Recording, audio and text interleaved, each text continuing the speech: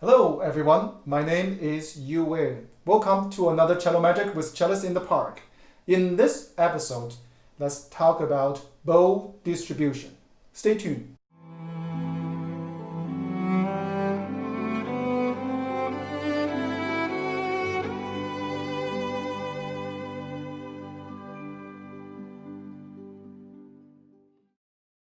Welcome back.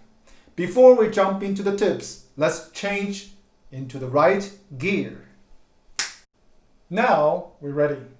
The tips I'm going to share with you, I call them P, E on the bow. Now P stands for planning. Music sometimes didn't match with how much bow we have, so we cannot ask music to change, but we have to change the way we plan the bow. So bow distribution is mainly just planning how much bow you use. First, we plan how much bow we use in total, and then we have to plan how much bow we use for individual note. Let's use this praise and rap by foreign as example, the first three bars. By the way, if you want to know more phrasing about the piece, you can check my previous video on phrasing with GNS. So first three bars, first two notes, we have one bow. But we want to have nice shape to the next bar, so we want to have a gentle crescendo or gentle direction to the next bar. Instead of adding more weight or pressure to the second note, we can use bow speed. That means we have to save more bow for the second note.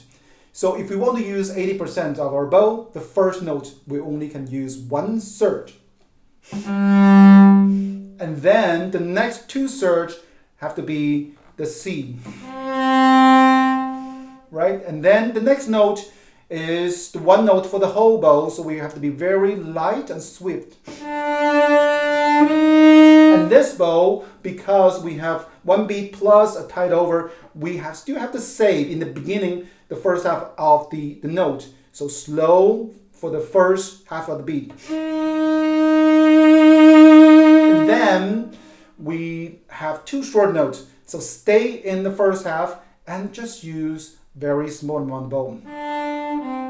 Lots of people doing that can actually ruin the phrasing. Okay, so just if you don't have to use lots of bow, don't use them. And next one, still save in the beginning. And then the next note is long, so you know what I'm going to say. Save in the beginning of your bow for this middle note. And then very gentle, just use maybe less than half of your bow for the last note to have gentle taper.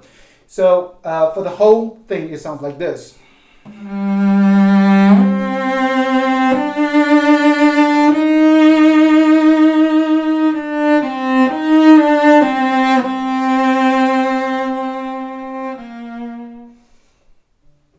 E is for engaging. Before we start playing, before we start doing any bow distribution, we need to make sure the bow is engaged to the string. You can imagine the bow is hooked on the string, or like a Formula 1 race car tire that have so much traction on the string that you can pull the string to the side. I think one of the misconceptions I used to have is to believe that the more I press, the more I have my sheer power per weight or pressing, we're going to make a better sound, or make a bigger sound. But actually, it's the pulling that to make the sound go bigger, because the string is vibrate sideways, not vertical. So you remember my favorite image in my first video talking about this sushi knife cutting through the fish. Yeah, how do we do the engaging? Just like that.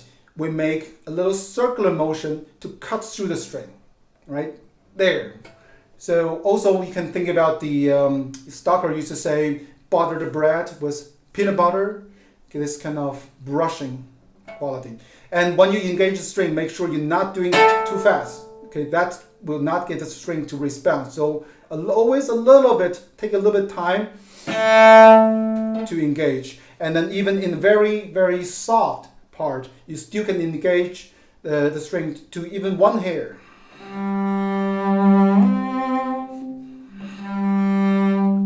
engaging, not just this kind of quality.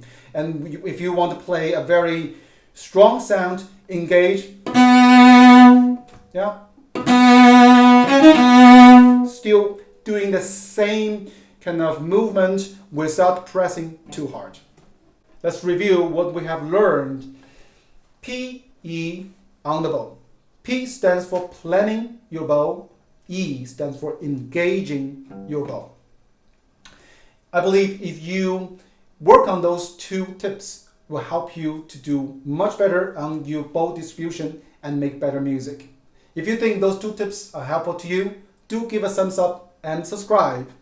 Leave your questions and comments below, and I'm looking forward to see you in my next video. Until then, keep making cello magic.